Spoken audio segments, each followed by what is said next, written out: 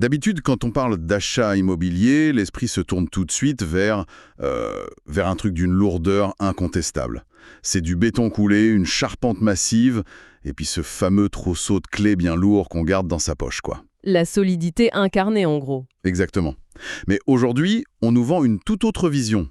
L'idée que, avec 50 € et une simple application sur son smartphone, on pourrait posséder une fraction de villa de luxe à Dubaï. C'est vrai que la promesse est belle. Ah ça.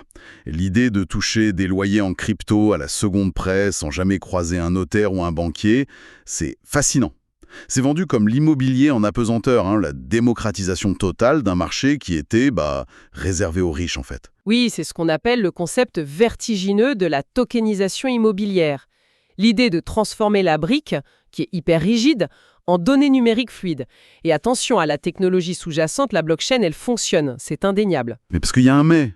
Aujourd'hui, on se plonge dans une vaste enquête de mai 2026 publiée par le média Block News. Et il faut vraiment qu'on décortique ça. Totalement. Parce qu'en épluchant cette enquête, le contraste entre l'élégance de la promesse technologique et la brutalité des mécanismes financiers réels, c'est saisissant. Mon but ici, c'est pas de cracher sur l'innovation, mais c'est vraiment de séparer la vraie révolution du simple mirage marketing conçu pour aspirer l'épargne des particuliers. Et pour comprendre où la machine s'en rait, je me dis que la démarche la plus logique, c'est de regarder la toute première étape, le fameux bouton « Investir à partir de 50 € » qui clignote sur des plateformes comme Realté. Ah, le fameux ticket d'entrée à 50 balles. Voilà. Techniquement, c'est pas un mythe, on peut acheter une part pour le prix d'un billet de train. Mais d'après les données de l'enquête, cet accès à bas coût, ça ressemble quand même pas mal à un piège, non? C'est exactement ça. En fait, le problème fondamental en finance, c'est jamais d'entrer sur un marché. C'est d'en sortir. À quoi bon acheter un actif si tu ne peux pas le revendre? C'est sûr. Et c'est là que le ticket de 50 € devient une impasse mathématique. Sur nos marchés secondaires, donc là où les investisseurs s'échangent les tokens entre eux, un tout petit portefeuille, c'est juste invisible. Les algorithmes et les gros acheteurs ne s'abaissent pas pour ramasser des miettes, quoi. Donc en gros, tu mets tes 50 € et t'es coincé à l'EC. En gros, oui. Les statistiques montrent que pour espérer une liquidité décente, pour qu'un acheteur daigne regarder ton offre sans t'imposer des conditions de vente pénalisantes, il faut mettre au minimum 1 000 €.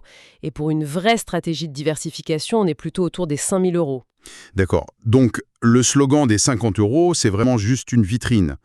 Mais au-delà de ça, il y a la deuxième couche du marketing, l'argument du zéro intermédiaire.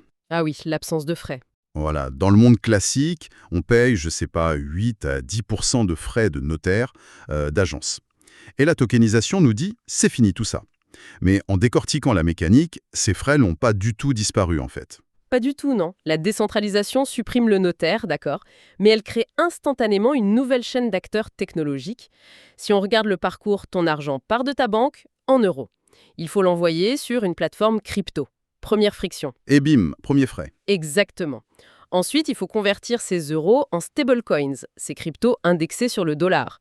Ça implique des taux de change et des marges qu'on appelle le spread. Et après, pour inscrire l'achat dans la blockchain, il faut payer des gas fees. Ah, ces fameux frais de gaz. Mais comment ça marche concrètement? Parce que pour quelqu'un qui fait de l'immobilier classique, c'est un concept lunaire, quoi. Oui, en fait, une blockchain, c'est pas magique. C'est un réseau d'ordinateurs qui valide ces transactions. Ces ordinateurs consomment de l'énergie et demandent à être payés. Et le piège, c'est que ces gas fees fluctuent énormément. Si plein de gens font des transactions en même temps, le coût explose. C'est fou ça. C'est vraiment comme acheter une seule brique d'une maison, parce qu'elle n'est pas chère, mais se rendre compte à la fin que la livraison par camion, le péage et le taux de change du chauffeur coûtent plus cher que la brique elle-même. C'est la métaphore parfaite. Si on relie cela à une perspective plus large, le calcul final est sans appel. Quand on additionne le spread, les gas fees et les marges de la plateforme, l'investisseur paie entre 2 et 4% de frais annuels. Attends, 2 à 4% par an? Oui. Et c'est énorme quand on compare à l'ancien monde. Une SCPI traditionnelle qui s'occupe de tout, locataires, travaux, administration, elle prélève en moyenne 1 à 2% de frais annuels. Donc le fardeau financier n'a pas diminué, il a juste changé de camp. Ok, donc l'entrée est super coûteuse, on l'a compris. Mais passons à la deuxième promesse, là. La liquidité. On nous dit que revendre sa maison, ça devient aussi facile que vendre une action Apple. On clique à 3 h du matin et boum, c'est revendu. Sur le papier, c'est l'idée. Sauf que l'instantanéité exige une contrepartie instantanée. En bourse, tu as des faiseurs de marché, des market makers, qui garantissent un acheteur. Dans l'immobilier tokenisé, ces acteurs institutionnels, ils sont pas là. Et ça donne quoi sur le terrain? Ça donne des volumes de trading d'une faiblesse alarmante. L'enquête parle de moins d'1 million d'euros échangés par jour au niveau mondial. C'est littéralement une flaque d'eau à l'échelle de la finance. Du coup, si tu veux revendre une grosse position, il n'y a tout simplement personne en face. D'où cet exemple édifiant dans l'enquête, avec cet investisseur français-là. Il a voulu liquider son portefeuille de tokens et il a dû attendre 6 mois. 6 mois. Et le pire, c'est pas juste l'attente. Pour forcer la vente sur ce marché désert, il a dû accepter une décote de 15%. C'est le prix de la précipitation. C'est ouf.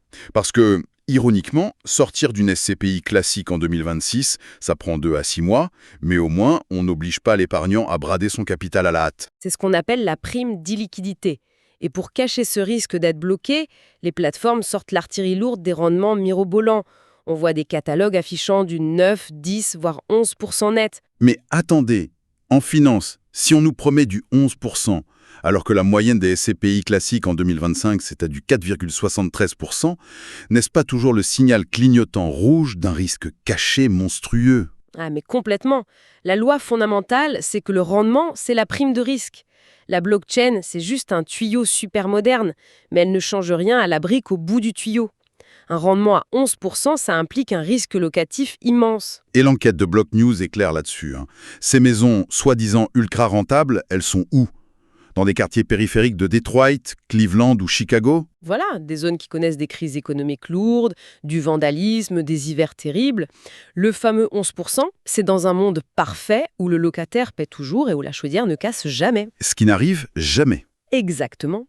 Une fois que tu ajoutes la réalité statistique, les impayés, les réparations, le rendement réel s'effondre autour de 5 à 6%. En fait, la tech sert juste à packager des actifs que les pros considèrent comme trop risqués. Donc, on garde tous les vieux risques de l'immobilier, en plus d'ajouter les risques purement technologiques. Et là, on doit parler de la promesse des smart contracts, les contrats intelligents. On nous vend ça comme le code absolu, sans erreur humaine. Oui, le fameux code is law. Sur le papier, un algorithme ne fait pas d'erreur. Mais ça occulte un énorme problème technique que les experts appellent le problème de l'oracle. Le problème de l'oracle, c'est-à-dire? Métique. Elle ne sait pas s'il pleut, elle ne sait pas si une maison a brûlé, elle ne lit pas les lois. Pour qu'un smart contract réagisse au monde réel, il lui faut une source externe, un oracle, pour lui envoyer la donnée. Et si la donnée n'arrive pas, le contrat continue aveuglément. C'est exactement ça. Et c'est ce qui s'est passé au Texas en mars 2025. Une maison tokenisée, tout allait bien, puis la mairie a changé le plan de zonage du quartier. Une démarche administrative basique, quoi. Sauf que, la mairie de la ville n'envoie pas de notification push à la blockchain, j'imagine. Absolument pas. Le smart contract est resté aveugle à ce changement. Il a continué à distribuer des droits et de l'argent sur la base d'un zonage devenu illégal. Il a fallu 6 mois de litige juridique acharné pour forcer l'arrêt du code. Bilan de l'opération, 75 000 $ de pertes pour les investisseurs. C'est là que ça devient fascinant. Un smart contract, au final, c'est comme un train ultra rapide sur des rails sans conducteur. Il va avancer à toute vitesse en suivant sa programmation aveuglement, même si le pont devant lui vient de s'effondrer dans le monde réel. C'est une image terrifiante mais très juste.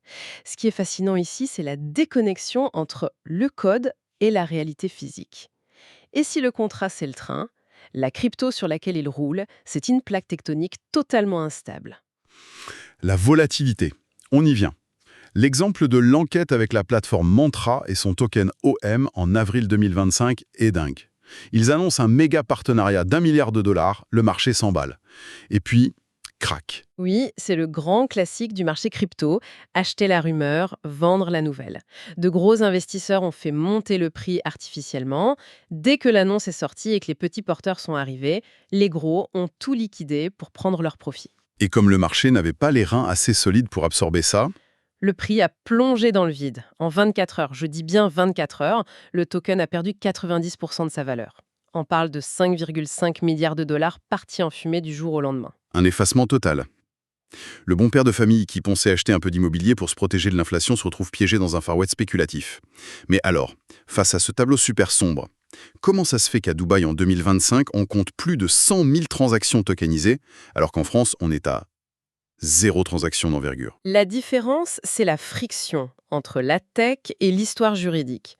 Dubaï, c'est jeune, hyper centralisé. Ils ont pu recabler leur cadastre directement sur la blockchain. L'écosystème a été pensé d'un bloc. Alors qu'en Europe, En Europe, notre droit de la propriété a des siècles d'histoire, avec 27 pays différents. Alors oui, on a la réglementation européenne, MiCA 2.0 pour les cryptos. mais Mika 2.0 encadre la façon dont on s'échange le jeton numérique, pas la façon de transférer la propriété d'un mur en briques en France. Si. Exactement. Ça réglemente la boîte, mais pas ce qu'il y a dedans. Le contenu reste prisonnier du code civil local. Et par-dessus ça, tu as le cauchemar fiscal. Ah oui, l'impôt. Toujours lui. Actifs numériques soumis à la flat tax. Sans doctrine fiscale claire, les institutions ne bougeront pas.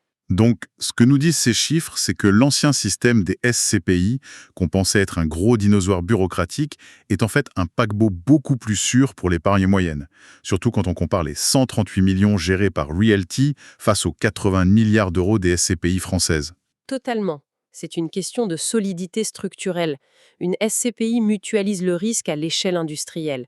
Tu achètes une part, tu deviens copropriétaire de 100 ou 200 biens différents, des cliniques, des bureaux, des entrepôts. Le risque qu'un locataire ne paye pas est complètement dilué. Voilà. Alors qu'avec ton token à 50 euros, tu prends souvent le risque concentré d'une seule maison individuelle dans une banlieue isolée. En plus, les SCPI sont surveillés par l'autorité des marchés financiers avec des audits et des réserves obligatoires. Donc le verdict est assez clair, quoi. Cette idée de démocratiser l'immobilier pour 50 euros aujourd'hui, c'est un pur mensonge marketing de 2026. L'enrobage tech cache une machine à frais complexe, sans liquidité et hyper risquée. Pour 95% des épargnants, oui, l'équation est désastreuse. La tokenisation n'a pas échoué, et attention, mais elle s'adresse aujourd'hui uniquement aux crypto-natifs prêts à jongler avec la volatilité. Pour la sécurité, le paquebot hyper régulé de la SCPI reste imbattable. Mais alors, c'est quoi le véritable horizon? Si on regarde vers 2027 ou 2030, la blockchain dans l'immobilier, elle va faire quoi? Eh bien, l'ironie de l'histoire, c'est qu'au lieu de voir les startups remplacer les SCPI, on va voir les SCPI absorber la technologie. Les grands gestionnaires vont utiliser la blockchain en interne Pour faire quoi, du coup? pour automatiser leur back-office, accélérer le paiement des dividendes, baisser leurs coûts de fonctionnement. C'est le cycle classique, hein. La technologie de rupture veut détruire le système en place et finalement le système l'avale pour devenir encore plus fort. Ce qui nous laisse sur une réflexion finale vraiment ironique pour notre public. On nous a vendu cette technologie comme l'outil absolu de rébellion, censé détruire les banques et redonner le pouvoir aux gens. Mais si son véritable avenir, c'est d'être absorbé en coulisses par les institutions financières traditionnelles pour optimiser leur propre tuyauterie, la plus grande réussite de la blockchain dans l'immobilier ne sera-t-elle pas finalement de devenir totalement invisible pour l'investisseur du quotidien? C'est très probable.